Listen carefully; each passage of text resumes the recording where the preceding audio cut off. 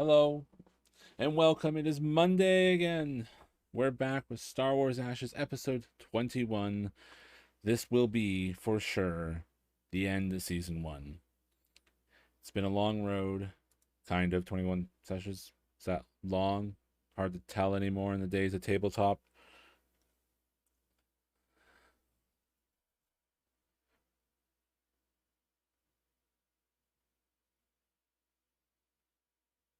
Yeah,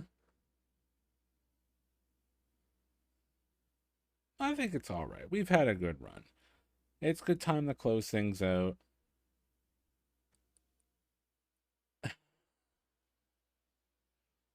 True. So we're just gonna wrap up season 1. Some loose ends and some things we just want to clear out. Probably not going to be overly dramatic, but stay with us. We do want to try to get this through to the best of everything, and we can try to set up good for season 2, which we don't have a specific start date, but it should be probably just not too far from now, maybe on the later half of summer.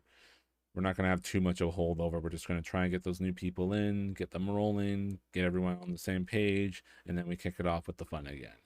So, last episode, on the first episode without Mason Spectre, the crew returns to Starport Neon. It's a bunch of like housekeeping essentially. They return the Poodoo. They get the turbo laser off of it, and they sold it, and then therefore moved it over and helped install it on a mercenary group led by a man known as the River. So they sold it, didn't really gain a lot of money off of it because Kato sucks, but they at least got rid of it. Um, Deal seemed to be relatively fine. Maybe some complications to come in the future because of it. Because cough, Nard, cough. Uh, the installation,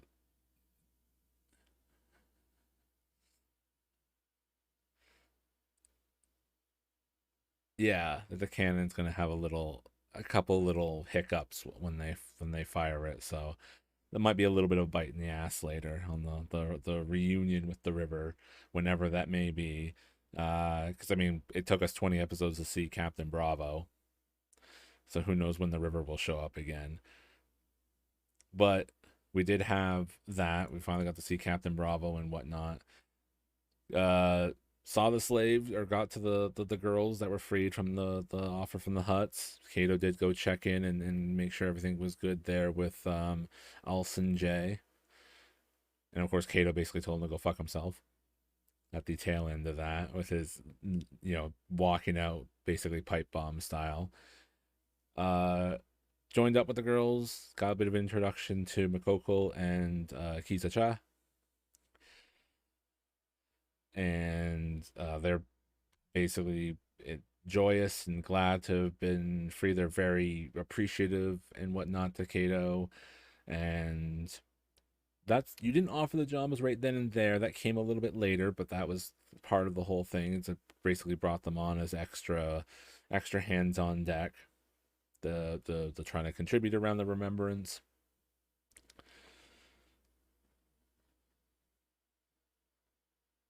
Uh-huh. Uh-huh, funny.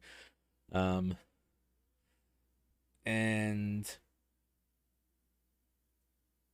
trying to think of what was the other part. You guys were back on the ship. You talked a little bit what you might be doing. You got the message from Haral that he needed help with a blueprint that he was trying to work on or whatnot. Kato passed that off to Nard when he got to the ship, and Nard did manage to fix it up. He also proposed an alternative, a relatively pretty different design than what was present there, because there was no other message or information from Hall on what he was trying to achieve. So no one really knows what the hell is going on. It was just, here's a blueprint. Here's what I'm having a problem with. Please help. Before that, Nard did check his messages and got through a sequence of messages from his wife, gradually becoming more and more concerned about him, and eventually leading into the information that the Empire had come, they wanted to use his home for an outpost, And they ended up saying no, and it led into some type of conflict. But apparently, the Empire has been pushed away, but there's still some damages and whatnot. And Nard brought that to Kato's attention. Is like, I need to go home right now. Let's go. You got a job? And Kato goes, no, I don't have a job. I looked and there's nothing out there right now. Nothing in the deep that the people are sending to and from the deep core, unfortunately. So they're just on their way there now without any special cargo. Just the five of them, I believe. You don't have any other passengers. Am I? If I'm not, if I'm, if I'm correct, you don't have anything else going on. Uh,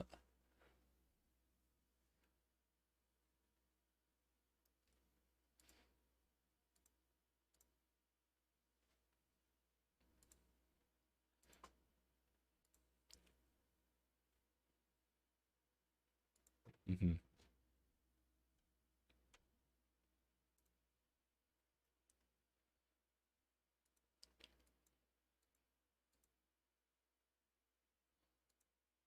mm-hmm.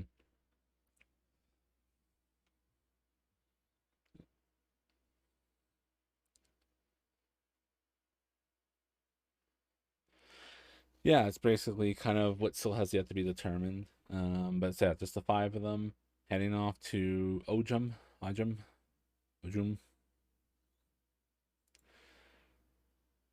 So that is going to be a bit of a travel from Neon all the way out there, a good number of days. Besides partly the obvious that we've stated, anything either of you wanted to, I guess, be declared doing during the week and a bit, maybe week and a half journey or so into the deep core.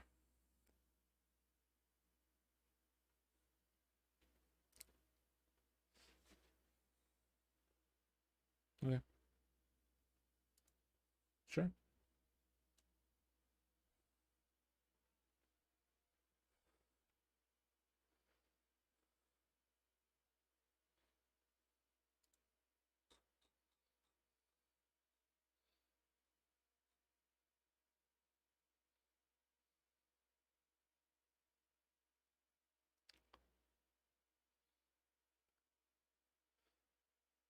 Yeah, if you're gonna outright teach them something, sure. Um, but I think, yeah, I think we'll just kind of more or less give some stuff here. I don't know if I really want to go too deep into some of the rolling. Um, I think some of what you end up seeing during the and observed during the week travels, week and a bit travels is so Kiza Cha, the Pantherin. If you want, I can go back to the page with all the if you want to go back to the page with all the people on it or not. It's up to you guys.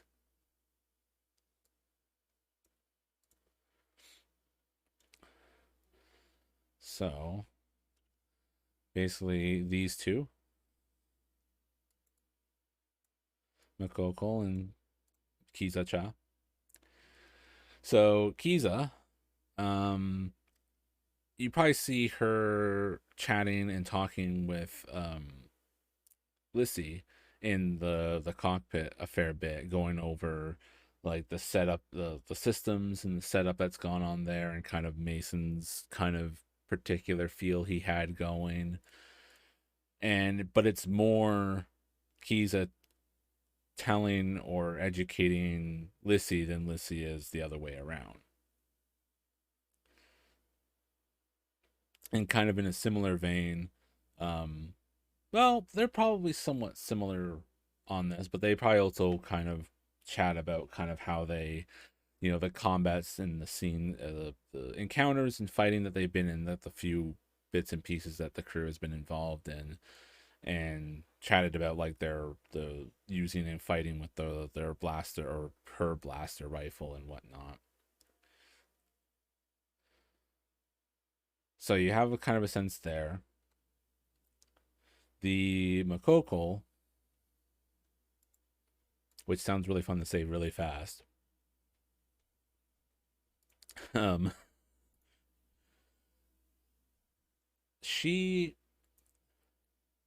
I like the idea that maybe something like as maybe Nard is working on the ship, probably for general maintenance, at least what he can do in hyperspace while traveling, but doing some sort of maintenance on the mechanics and stuff of the ship. He probably like maybe has a stumble with something, not a major thing, but like some sort of like this or that goes a little astray. Maybe like a like power distribution screws up maybe like the atmospheric controls or something like that. It gets a little cold, starts dipping into that reminiscent temperature of when the artifact was in the cargo bay.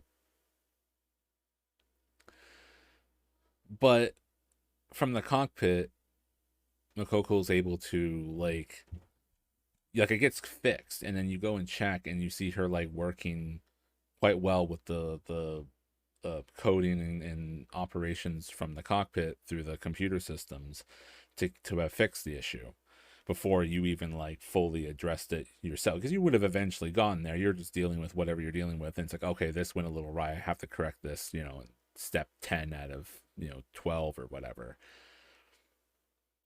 But she ended up catching it anyways and just kind of dealing with it.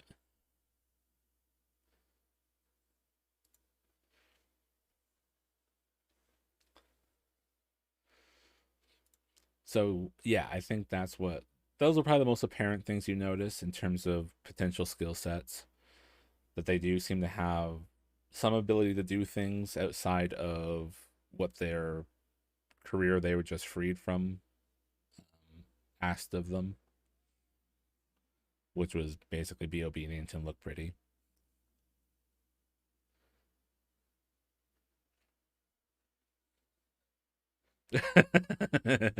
Right? True. Yeah. Well established. Maybe on a similar vein,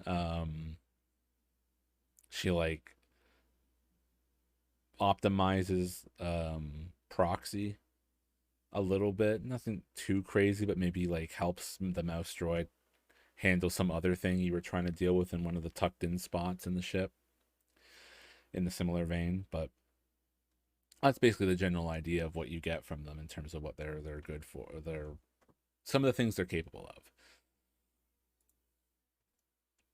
But if you want it more, I think if you want the more like I don't know, like big breakdown or something, maybe then we'd have a role like to get into like details.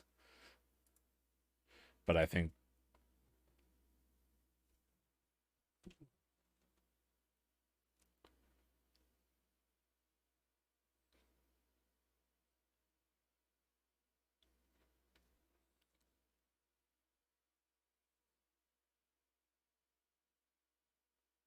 right,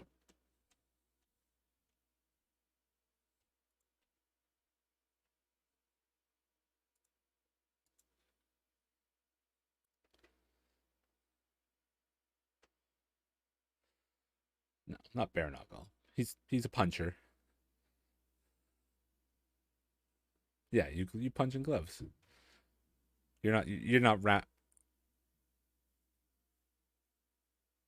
True. Yeah, Nard is a wrestler. He's secretly a bulk bogan tryout that just hasn't gotten onto the main roster.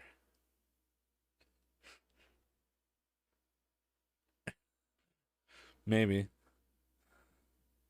maybe you just maybe you just need a manager. Like you need like a Paul Heyman person to like sell your promos and make you hype, and then you just got to be there just to like clothesline people four times really easily. And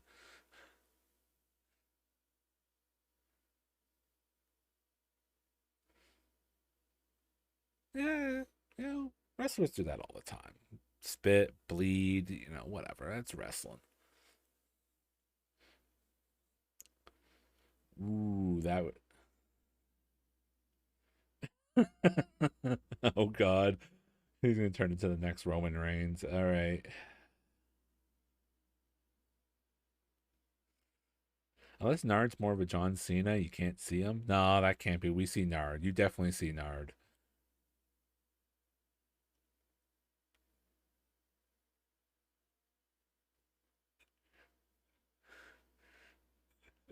You could definitely see it. Uh, yeah. Actually, I think that would, I mean, too bad you guys left Neon. That would have been some fun shits and giggles to see Kato be your manager for a match and then Nard be the wrestler. Did I say that? Okay. Well, but there's a bunch of people. I don't know if I specifically said bulk bogan, but there's a good handful of people that are businesses that are changing. That was still true. I don't know if I had decided on bulk bogan. Um, I would have gone with I.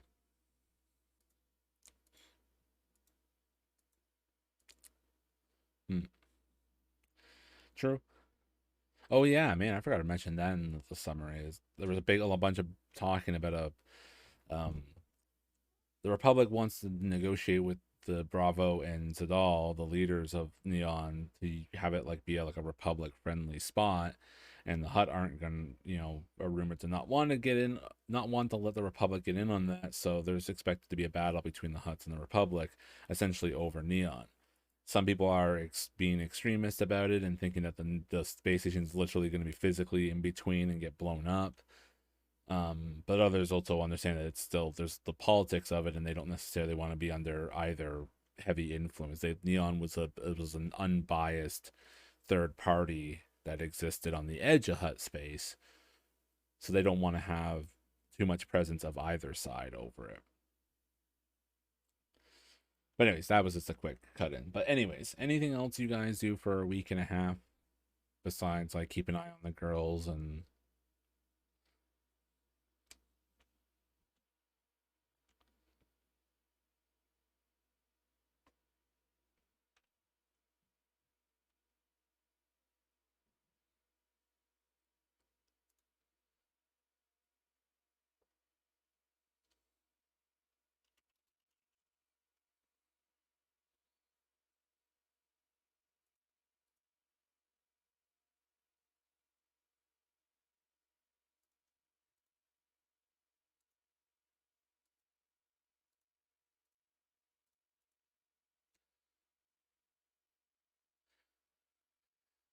is there what is you said Nard starts looking antsy. What does that actually look like? I don't think we've really seen you have that type of demeanor in the whole of season one. What is Nard like that?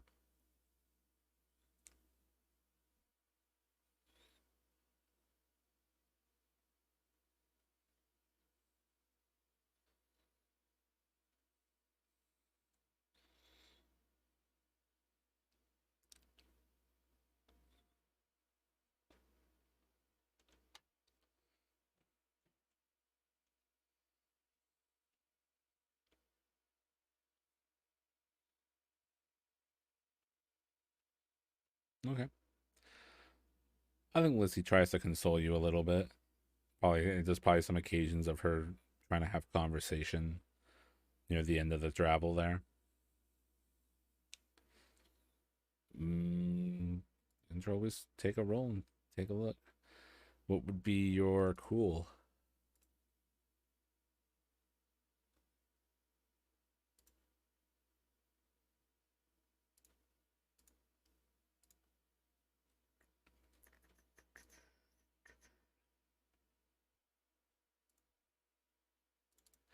No, not even almost. I don't even know what the triumph would be in that. Jesus Christ. Um,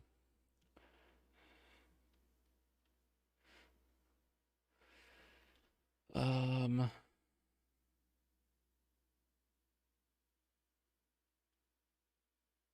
hmm,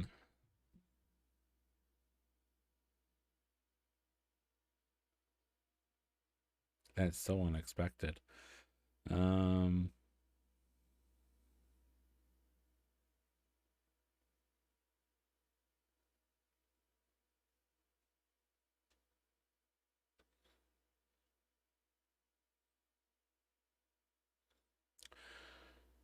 um,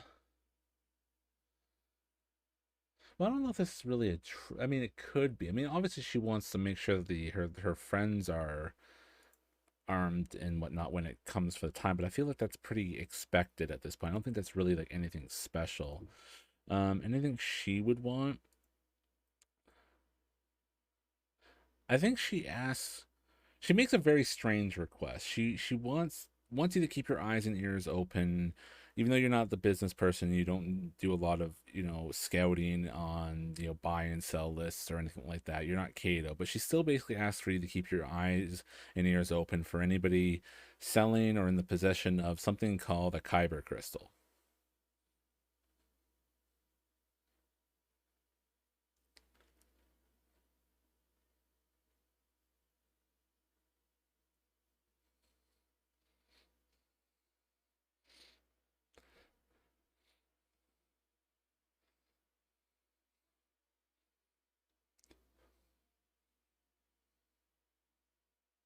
But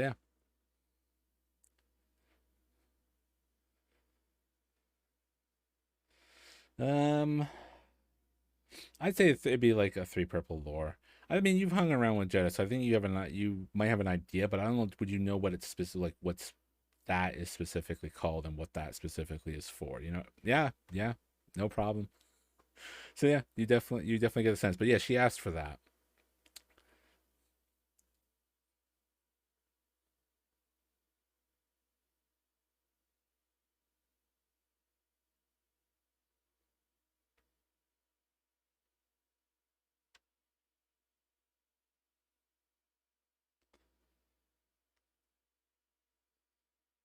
She seems quite interested and curious.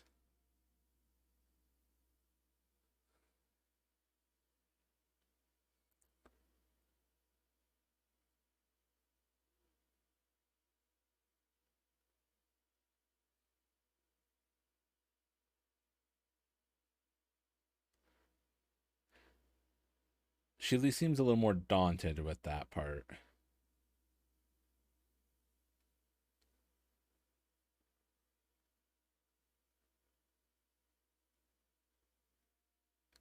Yeah, but yeah, I think that'd be fine for the thing. So yeah, she consoles you, ask for that as a potential thing to help her with in the future as things go along, and what that potentially could mean, and it's a little like you know question mark, you know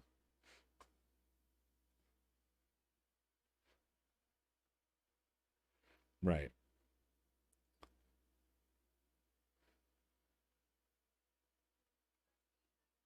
Sure. Okay. Fair enough.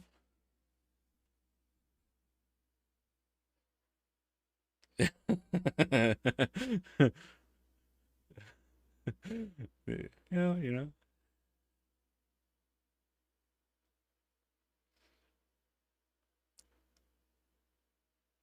yeah.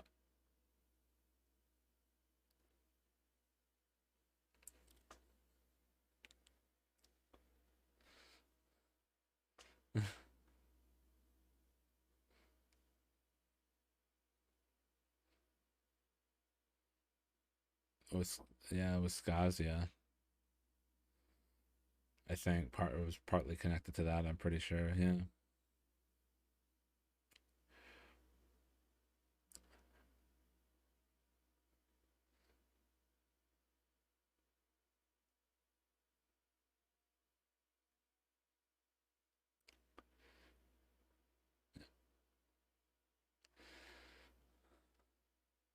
So how about you, Kato? What are you doing for a week and a half? Anything else? Any business plans or anything on the horizon?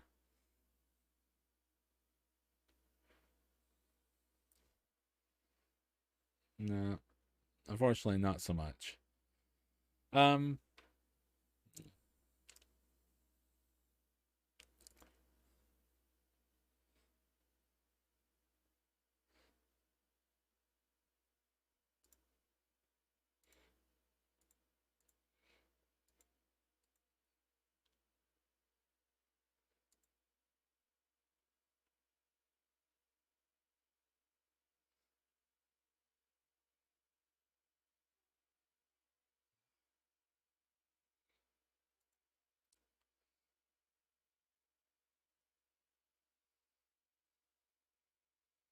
Do you like chat with them about like your line of business or anything like that, or how what what it means to be part of Cato Corp or whatever you call it?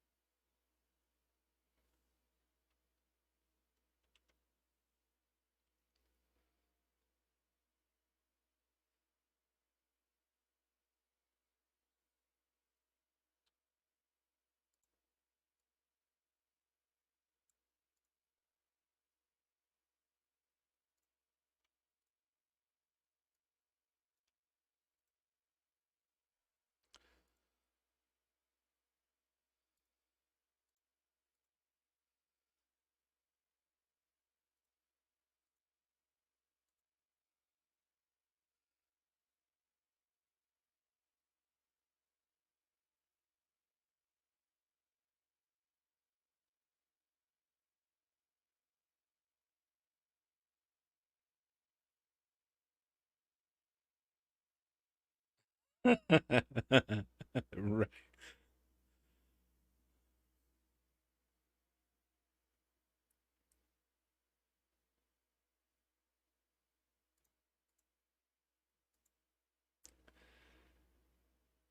Unless you have some special way you want to phrase that, obviously that's gonna catch them with a bit of a surprise of like, how do you think you can accommodate the guests or whatever, and it's gonna be kind of that stare you right in the face, kind of like the well, duh type moment. You know what I mean? Like without saying anything, just the expression is clear, right?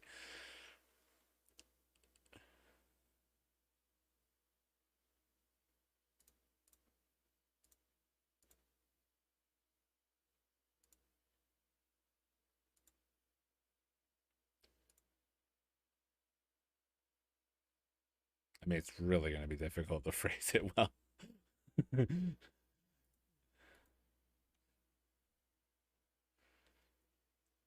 Yeah, no, yeah, yeah. It's a shame I don't know what that was on the application when you apply for a position at a strip club. So, if I knew what that was like, I could probably pull from some experiences, but I have no idea what that's like.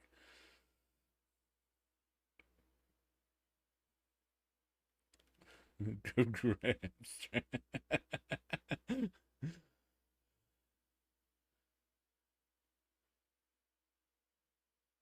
How long can you stand on your head? Yeah.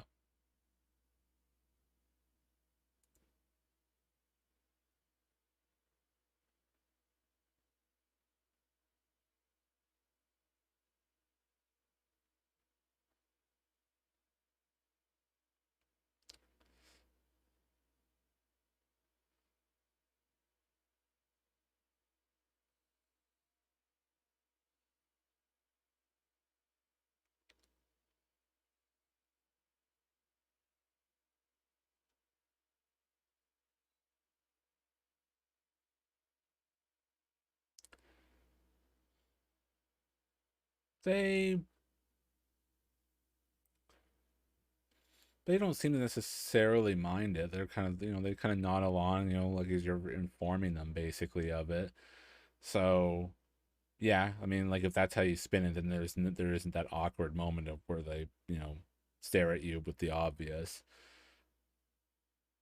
But they're just kind of like, okay, you deal with job, you might try to, be like not a cruise, but you're a different word for transport. I'm trying to think something that's shuttle, sure, yeah, a ferry, shuttle or ferry is not bad, so you can definitely kind of do that. So they're kind of, concerned about it. Maybe they, because I mean, they only got some like rumors and tidbits from the people on Neon, so like they're definitely very curious of stuff that anything you guys know about in terms of all this brood conflict and what that means for the, you know, a bunch of the galaxy. It's gonna, since it's potentially gonna encompass a lot of area. So they kind of poke and prod a little bit. They're curious about it because they only have the idea that there's some conflicts going on, and everyone's kind of getting into hysteria over it, but they don't really know where the grounded reality is of the conflict. So they asked you a bunch about that.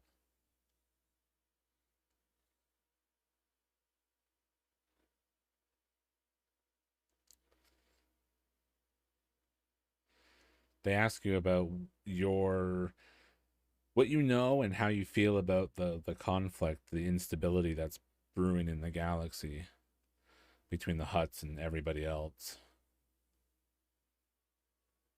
Because all they have is hysteria and like whispers and rumors built on irrationalness. So they're kind of, there's a lot of concern over that part, especially because, as you mentioned, like, we're getting into the business of moving people in these troubled times. And then as soon as it's like the troubled times part comes out, they move the conversation there.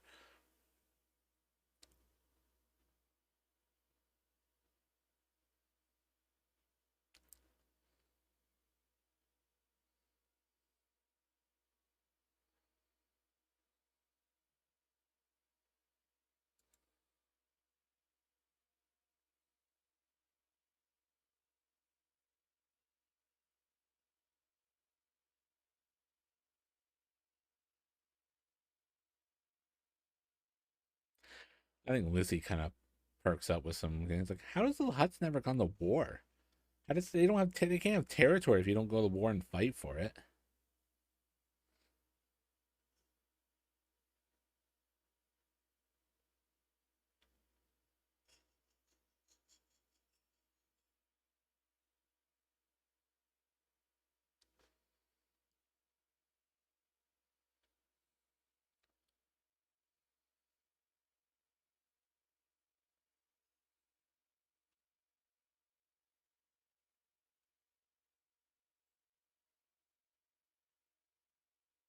How does the Empire not take stuff from them during when they were around? They were around for years. Why didn't they just crush the Hutts?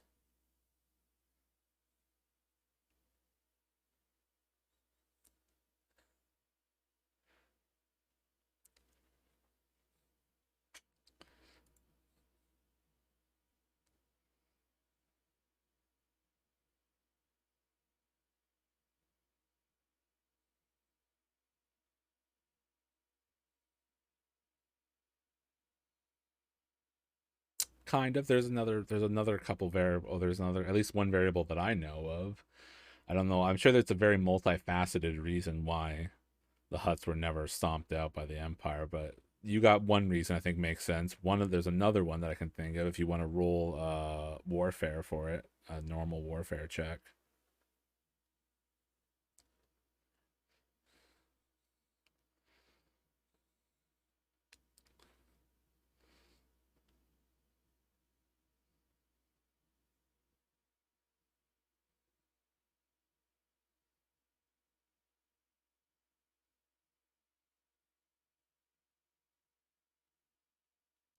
Normal, two purple.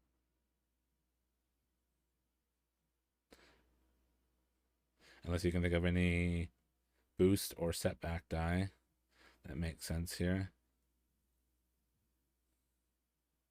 Straight success, single success.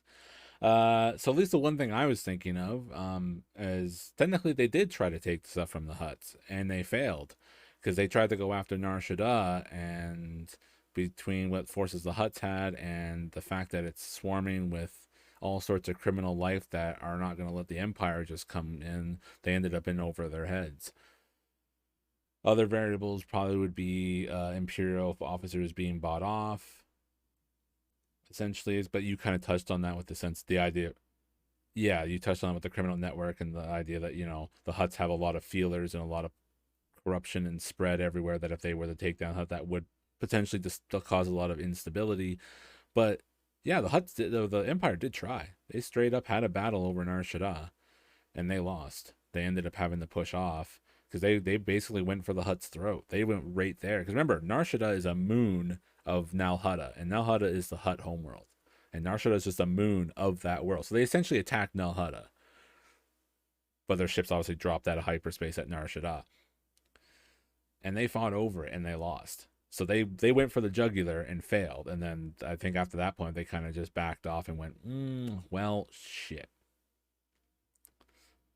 Not to mention, I think it also comes down to with the Hutts being as big a force as they are, and as the rebellion started to get traction, it became actually more difficult to hold what worlds they had, especially as the Rebel Alliance really started to pick up and they actually started to have a navy and actually like forces to send that stuff. It was probably getting more and more difficult to manage their own homeland, essentially their own home turf. And then the Hutts became kind of a, if we ever got the time and resources, we could go and try to fight a war with them. But damn those rebel scum.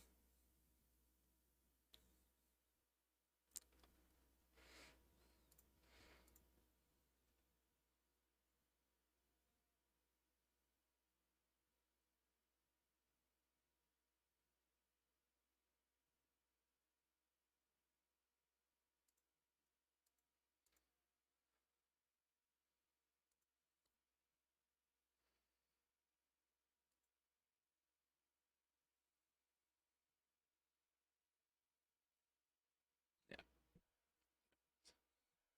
yeah, yeah. They preferred the devil they knew rather than the devil they didn't.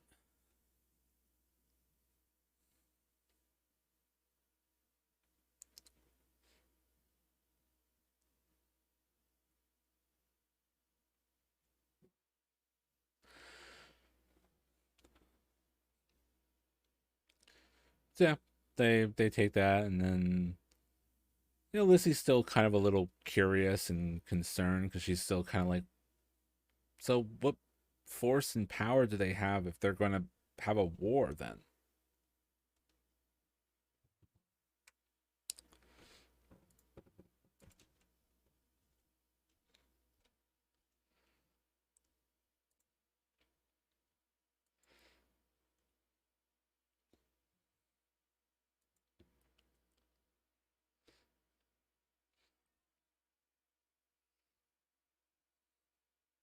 Do you?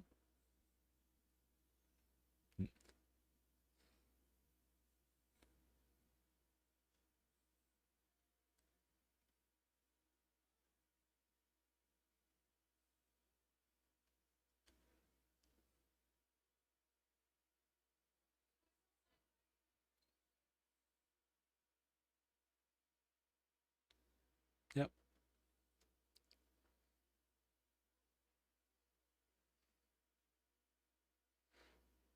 She mentioned something about trading. Oh yeah. I mean, it's been kind of uttered a lot that there's a lot of desire for special people for various factions to turn them into, advanced soldiers of the likes that, few have seen. Well, they say few have seen. We out of character know what we've seen on that, but so there's that, but still kind of leaves a lot unknown.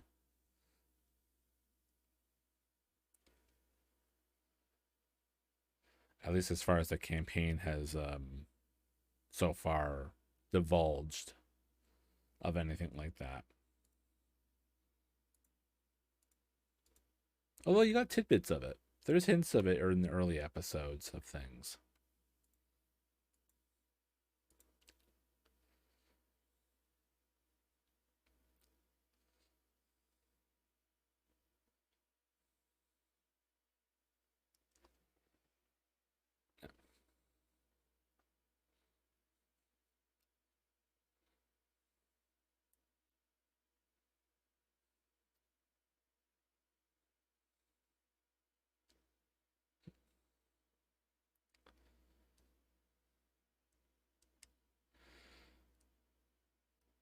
So yeah, then Lizzie kind of, I guess, brings the nail, or the not the nail in the coffin, that doesn't make sense.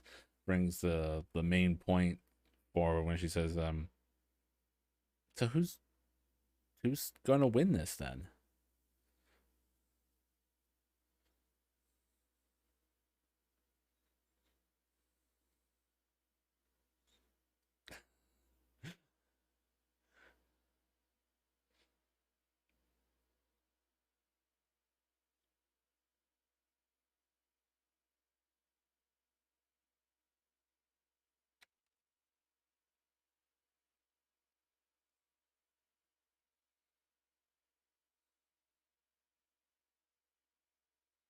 I mean, hell, you could take days during for the length of the journey. But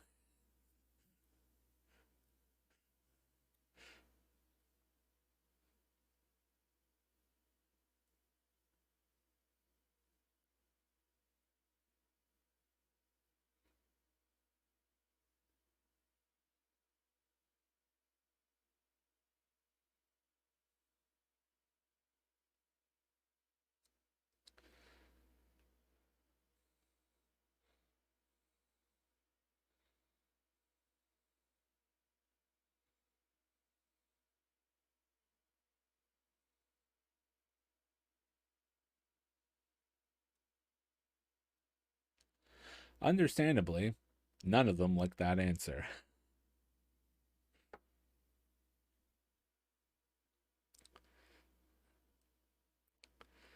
Yeah, I think the girls just toss glances to each other in very concerned fashion of, you know, very obviously kind of in that like, well, we just became freed for, a few months and then we're going to go back into slavery. Congratulations.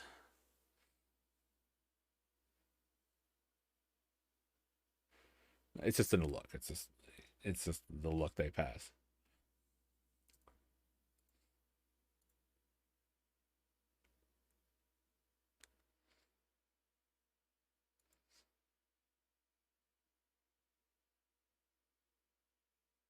Okay.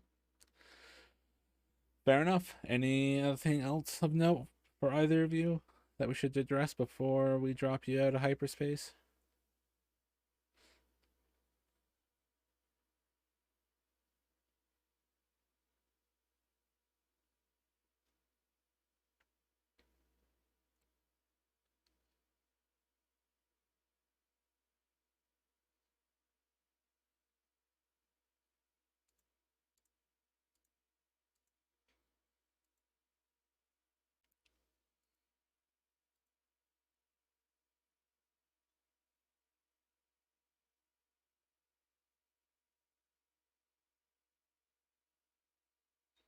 Kind of sounds like a no.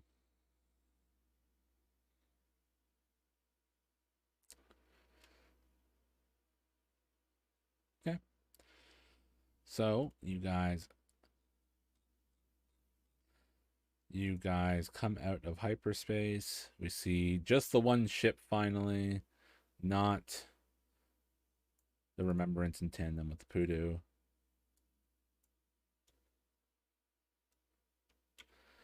And we come into Ojom, the planet, and potentially the landscape. It was hard to find ice planet pictures that weren't Hoth.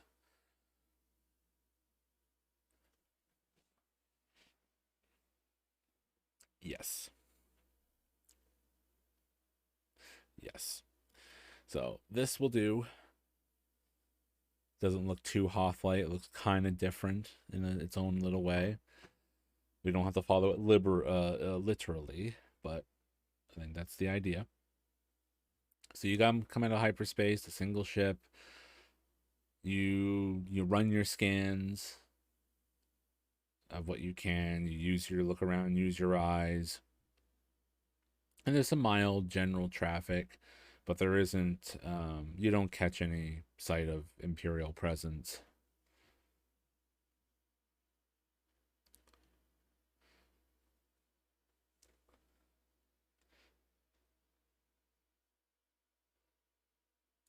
Right.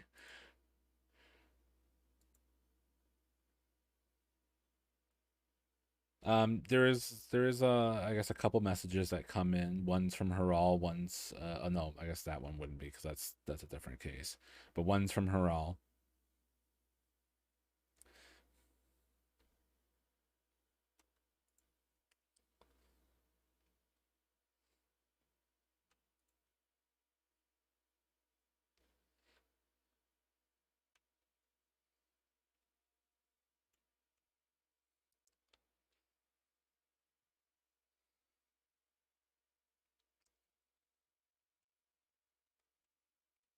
Sure. Right. Well, you can have the girls leave. I mean, you can make room if you need to. Yeah. I mean, you could go view. I'm sure you have like a. I think we had established you have like a console in your quarters. Yeah, so you do have a console. You can go there and check the message. It's no problem.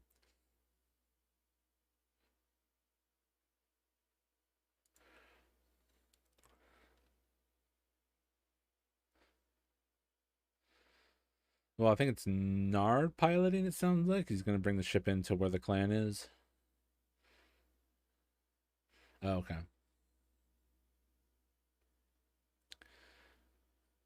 She's actually deferred it to Kiza.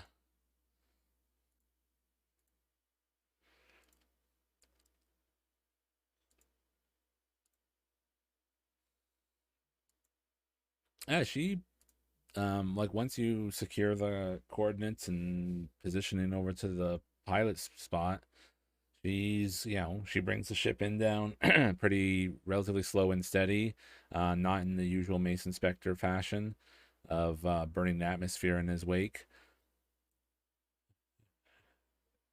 Yeah,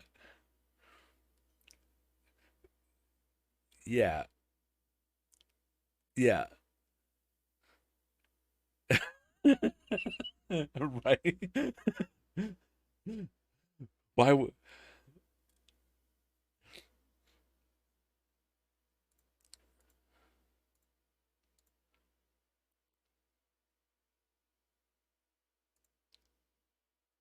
okay. Let's see. Let's see if she can do something precise like that. Uh,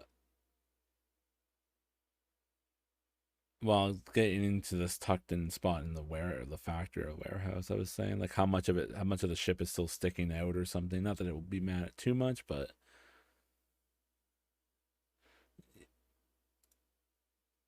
yeah. So it wouldn't be. We're not going to make this very difficult. um,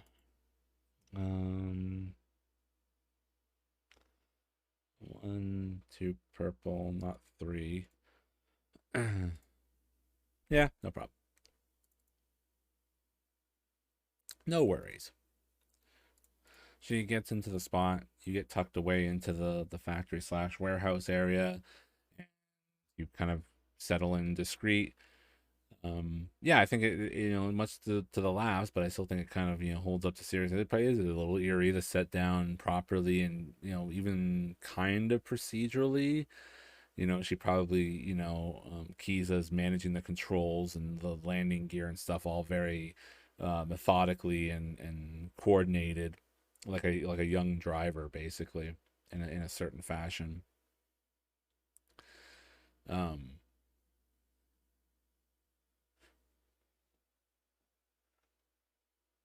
she gives kind of a nod and seems kind of happy with herself over it. And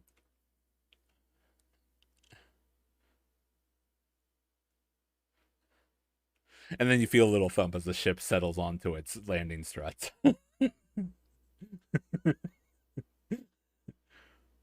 Yeah. She looks back with a smirk as if it was intentional. Um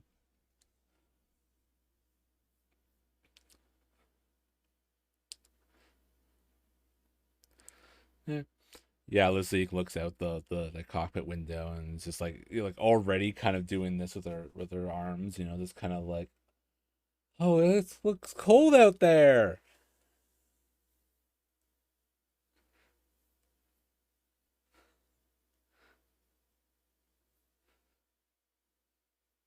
You think so? Really? Yeah. So Kato, so we can get you to rejoin the crew somewhat soon. As your messages from Haral is a big thank you for having your engineer look at the blueprints and fix the issues. He's confused by the second blueprint that was sent on what that was supposed to be for. Like he's like, I don't think this is quite what I was looking for. I appreciate the extra suggestion, but I'm just I'm trying to make a ship that's like a colony defender essentially and has packs as much punch as possible to keep for the much bang for the buck for people that to defend their homes and stuff like that on the fringes as things get unstable. So it's a it's not meant to be, it's not meant to go places quickly. It's meant to stay and strike really hard for anybody who shows up and causes shit. And he's like, I think this idea, if I can get it onto production and get ships rolling out on this, will sell like hotcakes. If you if you want in, let me know. Was basically also kind of a part of it.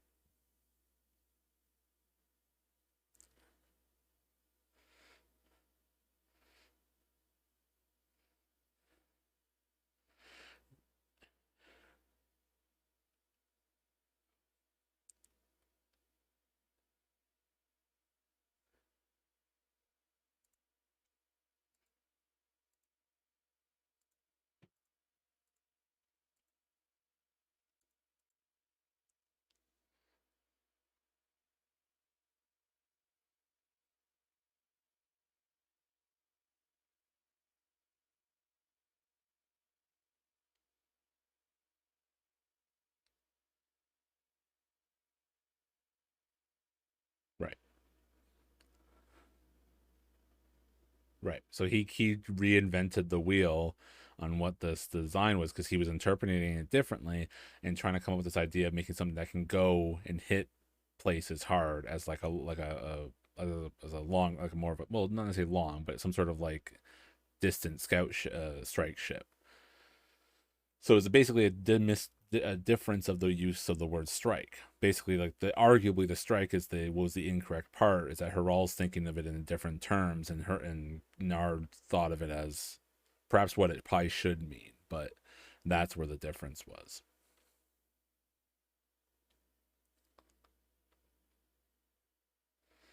Yeah, that's actually fairly maneuverable at sublight.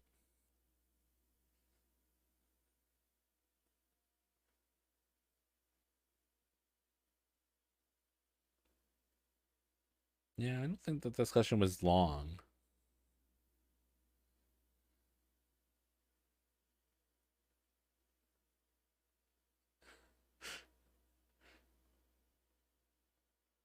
Yeah,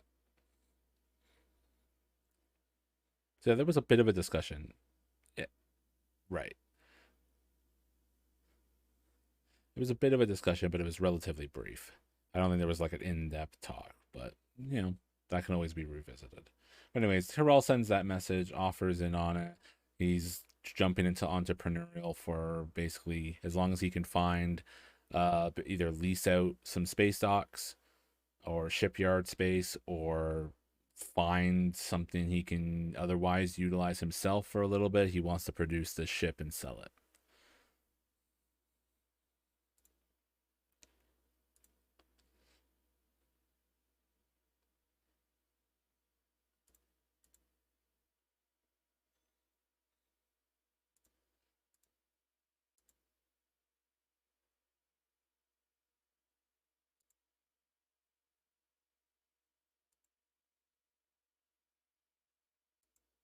Okay. Send that off. And yeah, you're free to join up with the rest. Lissy is now kind of getting into the armor outfit of her stormtrooper gear. Probably not with her rifle unless she's told to bring that. Like I don't know if there's a she's informed on what to do with that.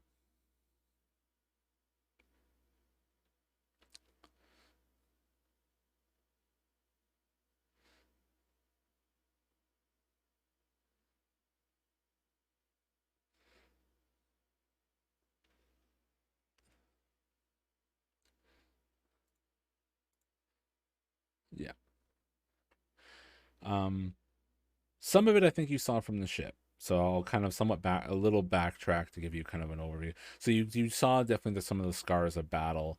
Um, it seems focused around like maybe like a perimeter of the settlement, town, city, probably like a small city that this is. So you see like the battle around there, but some of it did seem like maybe for a little bit pushed a little bit down like a main path or road because I think there's probably like an ATST that's like knocked over and has like caved in a building of some kind, and it's still kind of there right now. It's still part of like the rubble of this like structure.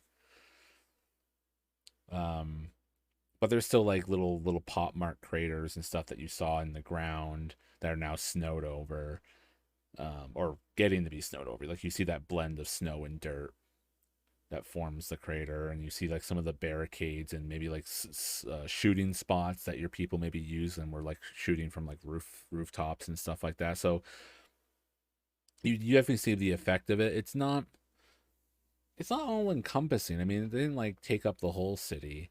There's just that noticeable like bulge of combat in like one section. Um, your Now, is your factory like the centerpiece of this settlement, do you think? Or is it just kind of one of maybe a handful of big structures?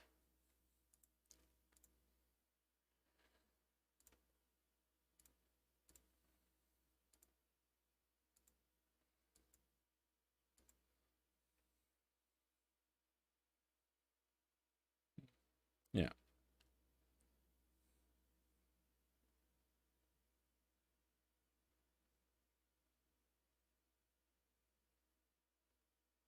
Okay. So it probably managed to stay pretty unscathed itself and didn't have any real effect. It was just part of the city area that affected it. Your guys are pretty good. So yeah, you get out and you greet some of your familiar workers and a lot of, well, not a lot of, mostly familiar faces, but a couple of newer faces, or at least faces that were the last you were here were just like recent hires, or past their like probationary period, and they now seem to have like a position of relative importance. Like it's like tryouts and apprentices are now like senior workers type of equivalent. Yeah. Yeah, right. Yeah, and the ones that by face and have actually chatted with before that aren't the new faces. They come up and greet you warm, with a bit of surprise and delight that you're here. Basically like essentially the boss man is here.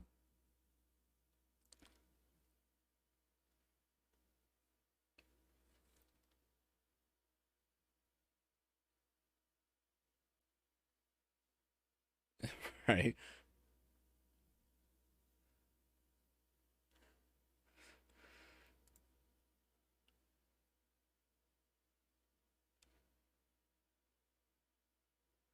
Yeah. Lissy definitely falls. I think the two other girls stay behind because of because I don't think they really had anything warm to wear enough for us. They probably stayed. They can go in the spacesuits.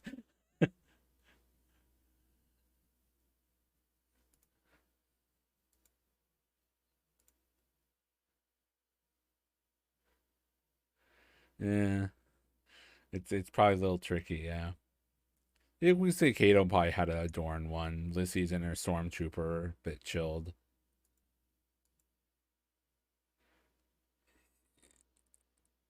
Yeah, he's not having the. I mean, he's all right. I mean, he doesn't like hot weather or whatever it is, but he's used to coldish in terms of like watery weather. But maybe like cold as in like ice, dry, cold weather. Might be a little bit of a shot, a little bit out of the comfort zone. But yeah, it could be in part of the part of the spacesuit for it or something like that. Oh, Lissy's not feeling it. Yeah, she's not enjoying it too much. She's got the whole like, looking around and people are like waving, and she's like,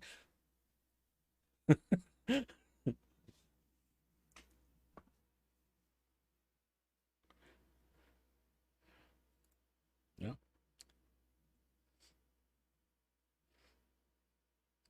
yeah, you're basically Canadians.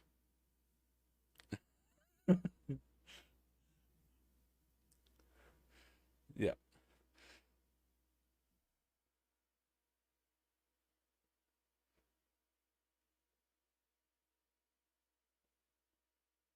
Yeah, yeah, yeah. Okay, so just packaging or like actually like cutting up and processing.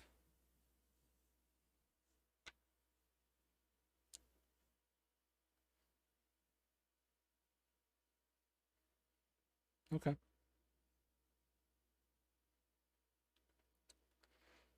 fair. Yeah.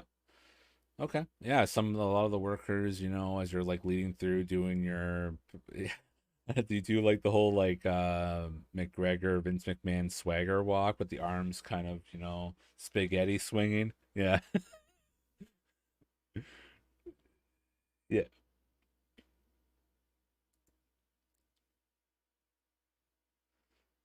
right. So yeah, you got the whole swagger walk basically going on, and some people stop and pause what they're working on and give a double-handed wave or greeting, hard and spit at each other. Some of the newer people are just kind of like, they have to lean over or whatever from their station and be kind of like, who's that guy? And then they get informed and they're like, oh, yeah.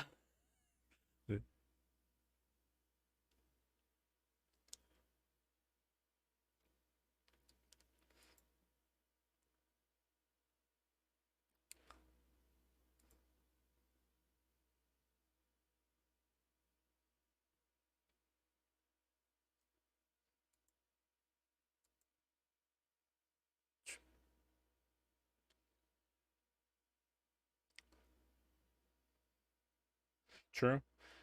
Um,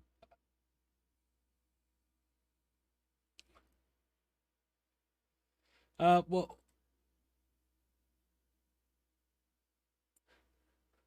um, so I think that like as you're moving through and you're getting to the glad handing and whatnot, you get those moments of like, oh, like as soon as they say their name, you're like, oh, I recognize you from the documentation, like if they're one of the faces you haven't interacted with in person. So you get some moments of that where they say your name and you're just like, you're the one with the stuff and the things.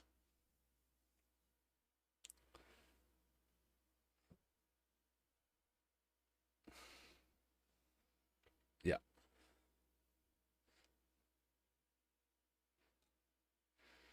right.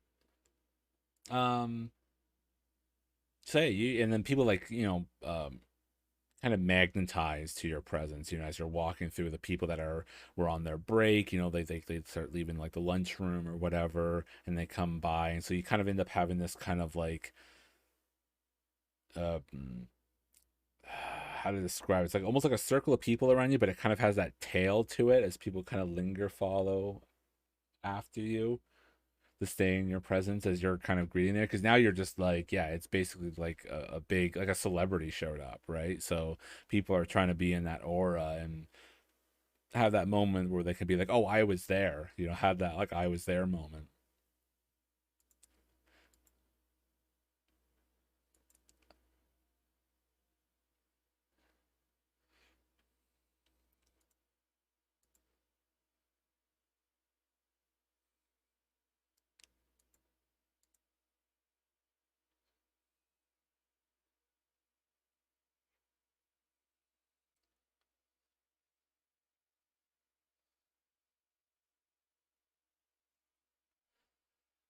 So yeah, they give some of them give some pretty vivid accounts of what happened. Others are more not to say secondhand, but it's more of a I heard from when I was over here. I heard like the blaster fire or explosions, but didn't witness anything. But you get a couple people that actually like witnessed it, if it was like maybe on their like day off or they were just off their shift or whatever at that particular time. Type at least that type of idea. So kind of similar to what you've already had heard from the wife was that the Empire had come here or trying to arrange a deal to set up. I think probably how it was said in the message was just like an outpost, but some other people more elaborate here say how it was supposed to be like an information center, you know, which is basically code for like a spy outpost.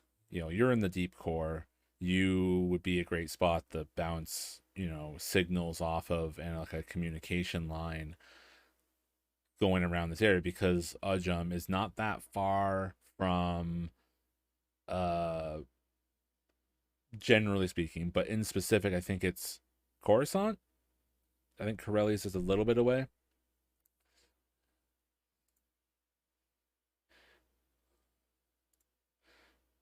I won't I'm not gonna change.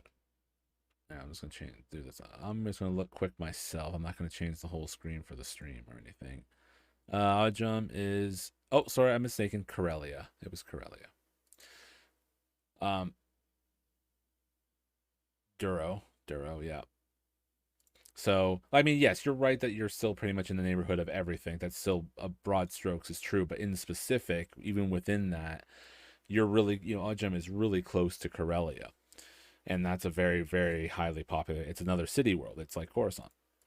So basically, you guys like the idea is that they set up some communication equipment, some spy equipment probably as well, and you would be that relay for them to try to get eyes and ears around the deep core and the core worlds since the Imperial remnants are not really anywhere nearby. They're pushed back. They're out in the outer rim, mid rim area, depending on which part of the galaxy. So they were going to look at this as an opportunity, and especially because you guys are just isolated like provinces, essentially like clan slash province type territories. You don't have like a council, you don't have a house of representatives or anything like that. You might have maybe some sort of like ceremony or time of the, yeah, you probably have some, sorry.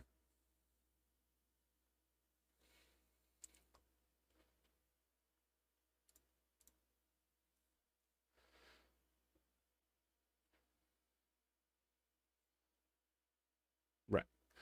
Yeah, you have like an annual or biannual or whatever meeting, but yeah, it's never been enough to be considered part of the republic because they need a solid representative of all your people, and you don't have that. You guys are all kind of more or less doing your own thing in groups and um, spots of territory and whatnot. So you were always, I mean, it makes sense. Strategically, it makes sense. You're the Empire could have set up here if, tried to like coerce you guys, which was obviously evident by the scars of battle, into compliance so they can do that. You guys said no. They tried to make good on it. But it sounds like from what they told us that they didn't really actually bring.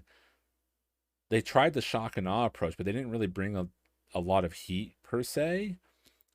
None of the accounts that you get from your staff and uh, coworkers and whatnot. It depends on how you look at them. Do you look at them as staff or coworkers?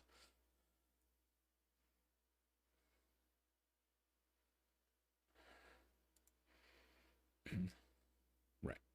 Okay. So the accounts are like there's not a lot of mention of starfighter support. Like they didn't. There's very few accounts of any like Tie fighters or any Tie related starfight presence that really came in. It just seemed like they just kind of dropped in a couple lambdas and like a transport craft for the like a trio of like ATSTs, and they just tried to like kind of have like a brunt of manpower force, which I think because you did get a decent view when you're on Hoska is kind of sort of what they did with Hoska essentially. Although Hoska did have more air support in that, but in terms of the ground support, it was just kind of like a handful of shuttles, and they just kind of dumped a bunch of stormtroopers and then of course the dark troopers to try to bully, right? So it was the same.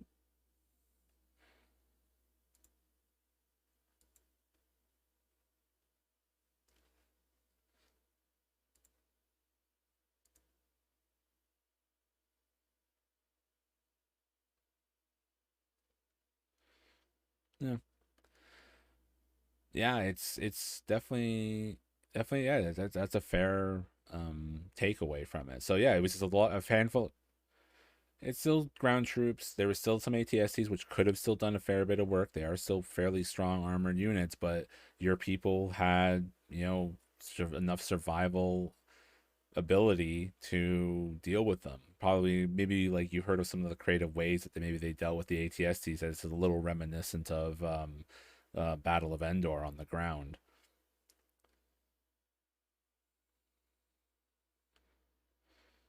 Yeah. So yeah, you pushed them off. They actually had a retreat. What they had, and that was kind of the last that was heard from them. Nothing else has really come down the pipeline of communications or threats or anything, and they just basically had been shoved off from trying to intimidate you. You guys shook the intimidation off. They basically failed their coercion role.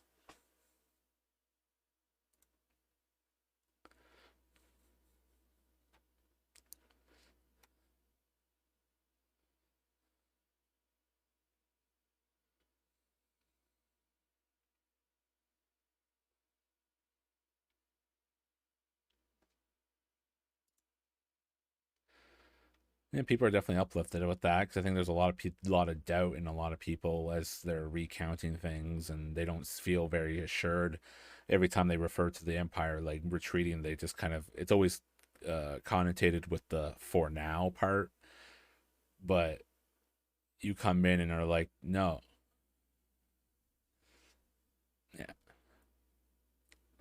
yeah, and it's effective. You lift morale. They feel assured more that they can relax a little bit more, relatively speaking, for things.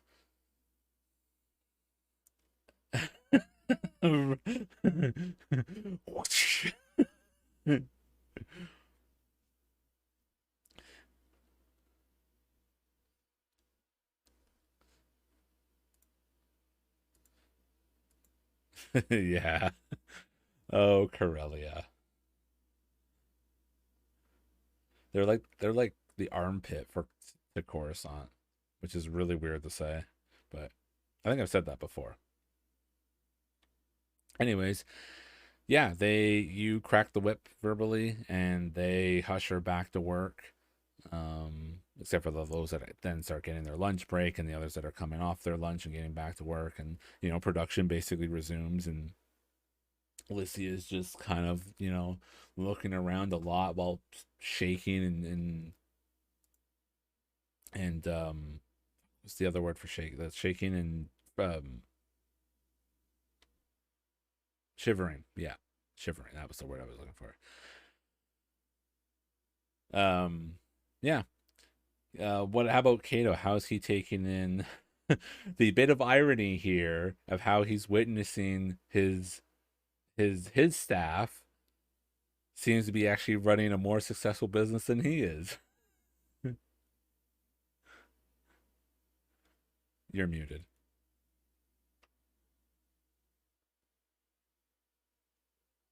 You're muted. Yeah. Try that again.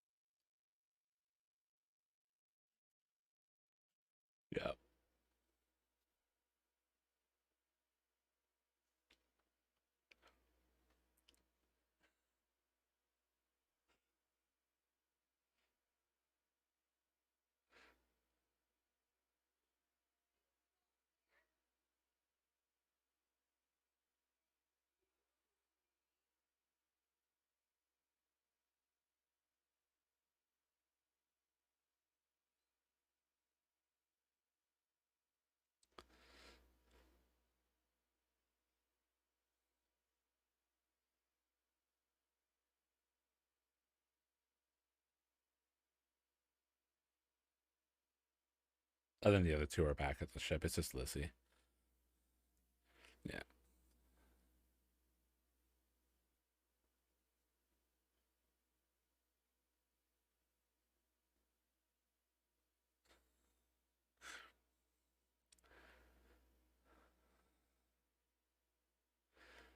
This is hot. This isn't hot at all.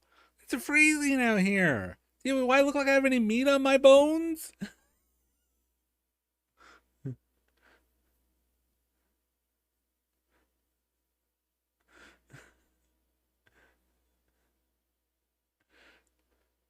Made the dip of the meal. It's a 7 a day, and she just kind of mocks you. Yeah, yeah,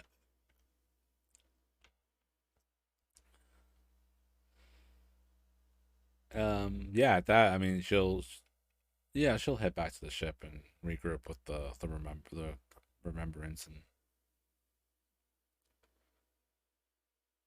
whatnot. So yeah, the two of you are free to wander out and head to home.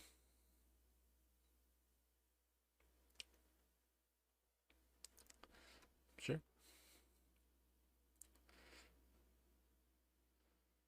Yeah. It's filled with spit. Smells like farts, but you're good. It's normal. it's normal basiliskness. Um. It's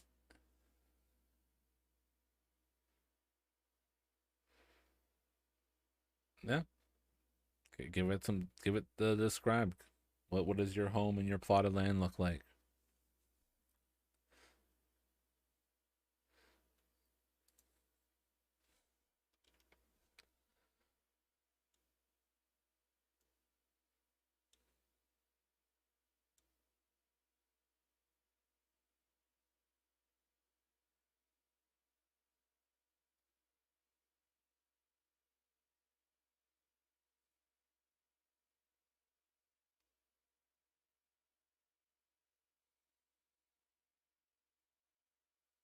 Yeah.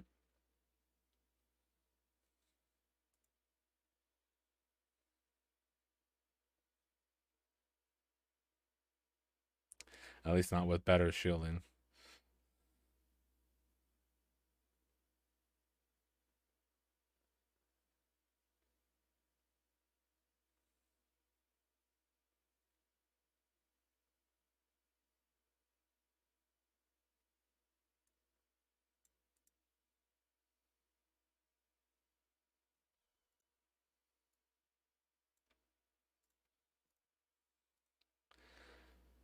Yeah.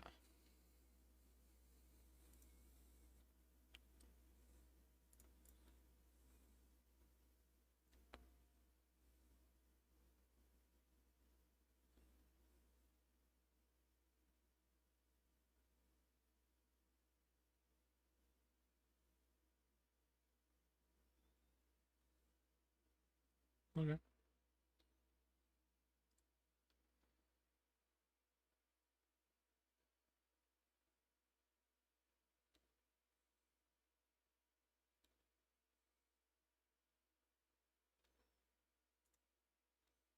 It's interesting but humble.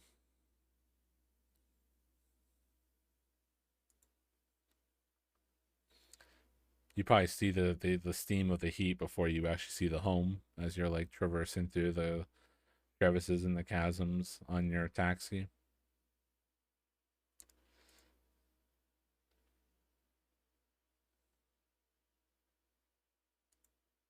Yeah. Very bitter, cold winds. In the little moments or tidbits that you kind of the taxi maybe like because of like a hill or something peaks up to towards the surface level and you get that gust before it dips back down. And for Kato, it's probably like, oh, Jesus, before resuming through.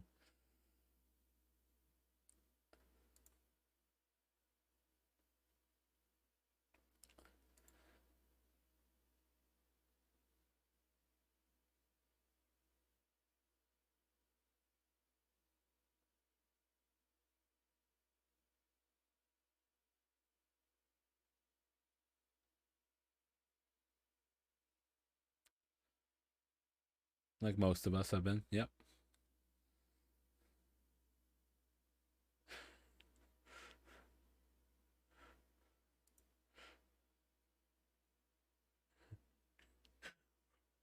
Right.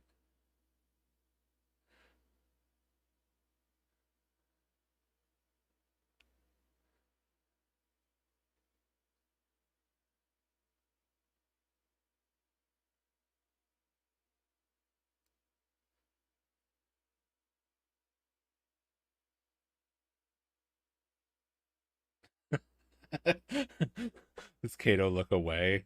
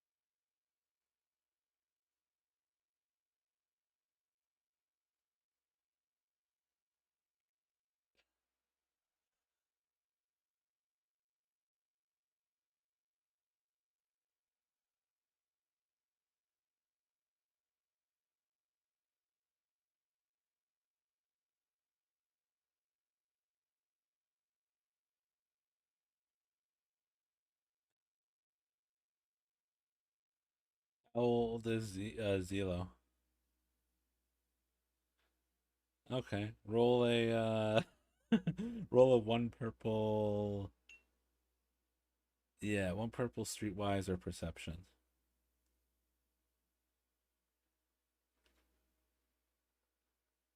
You still see it.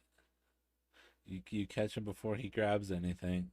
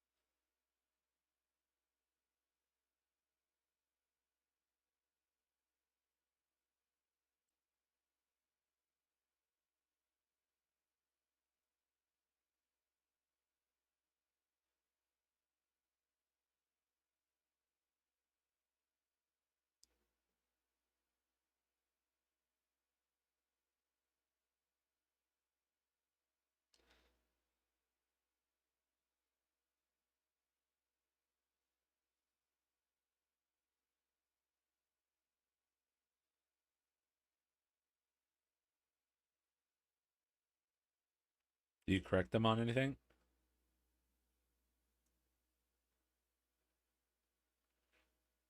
Do you correct them on anything? Do you catch anything that's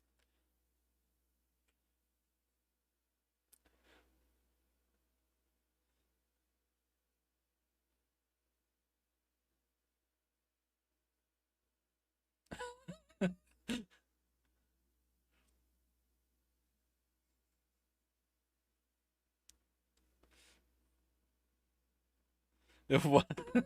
You're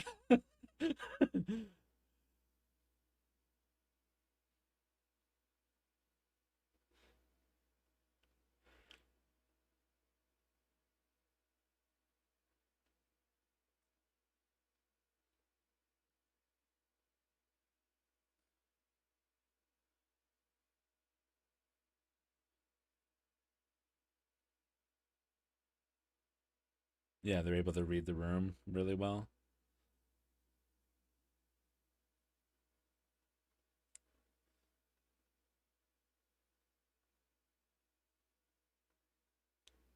Or you could bullshit them. You could bullshit the kid too if you want, just to like throw him off balance and like test him.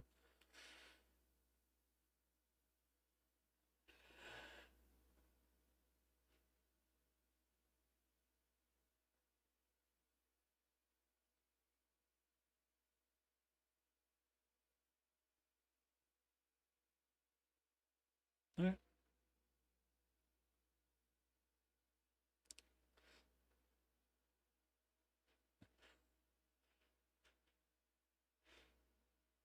That might be the threat. Yeah.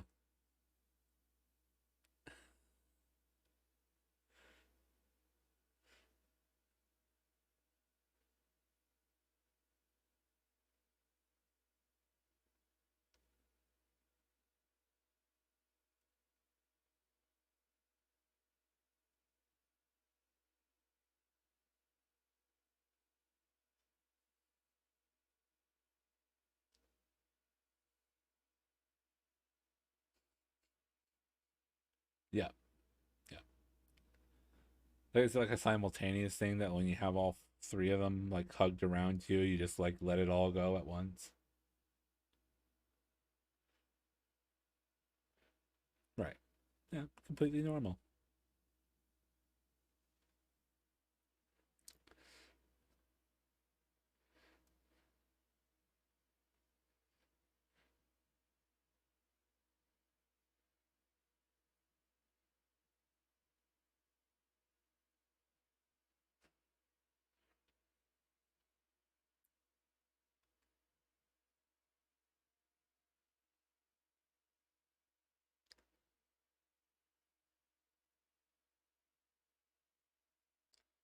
So 5 days later. No, no. Nah, just the punchline for the joke. Um, yeah, and she expresses the concern and is very probably curious to hear of how things have been, and maybe regales you with stuff that's been going on at home with the kids in more detail now that it's not just a like an email message essentially to send, and you can go into length about how each of the kids are doing, although some of it's obvious.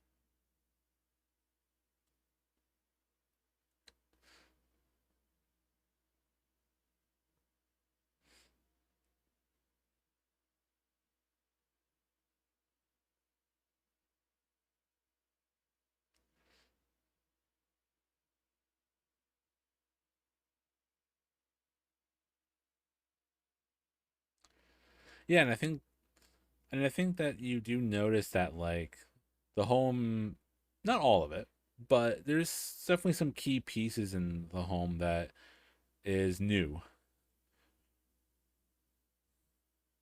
in terms of maybe like a key bit of furnishing or some of the stuff in the kitchen or something. Like there's evidence that your money has improved things.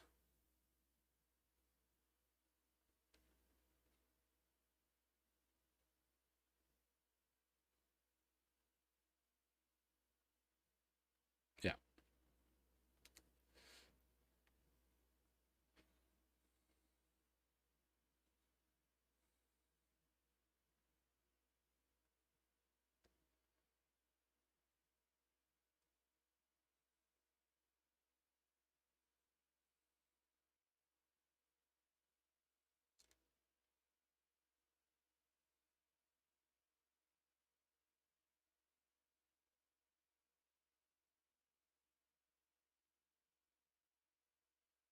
it happened anyways.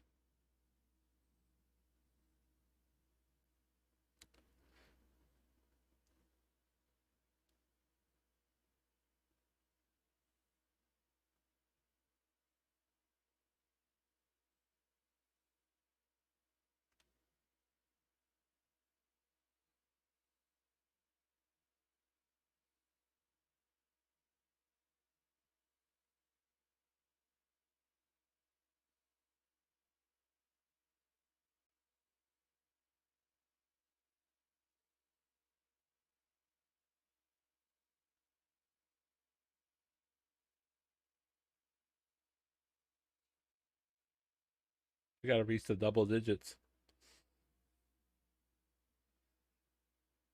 4, 6. You're close. You're at 8. 8 kids.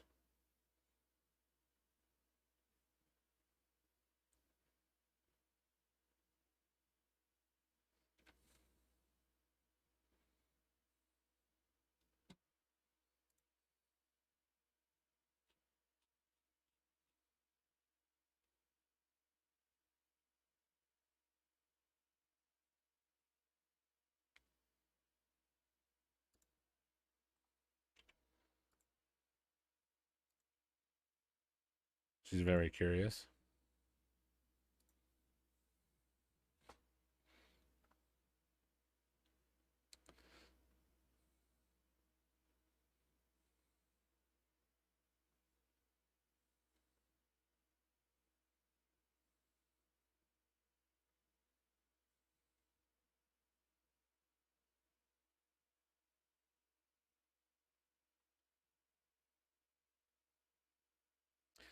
Conflicted understanding.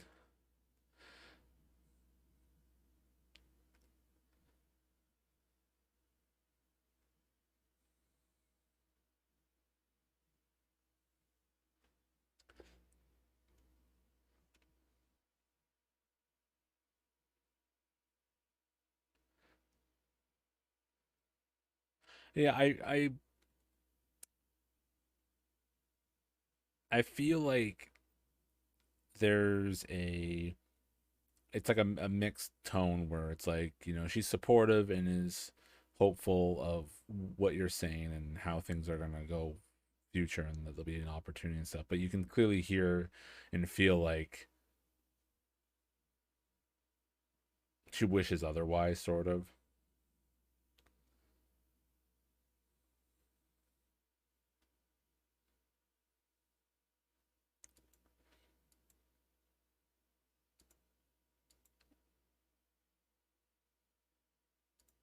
Yeah, no, it sounds good. I think we'll cut back to this and pick up anything that needs to while they're still on the planet after the break. We're going to take our 10 minutes. Stay with us, chat. We'll see you after.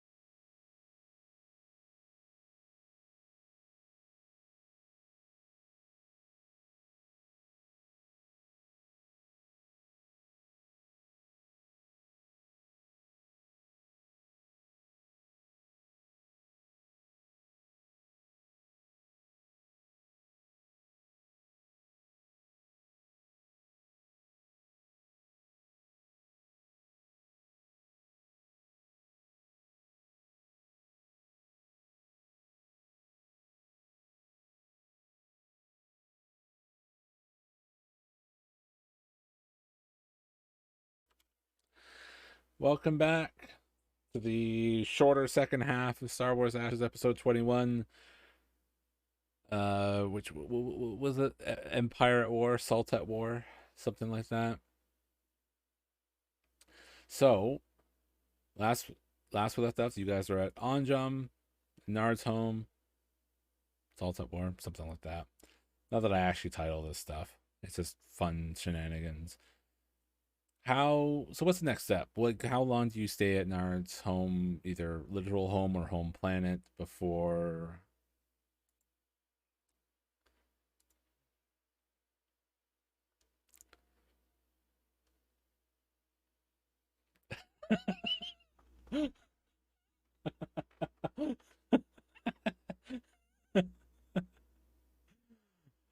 uh, Save it for the fanfics.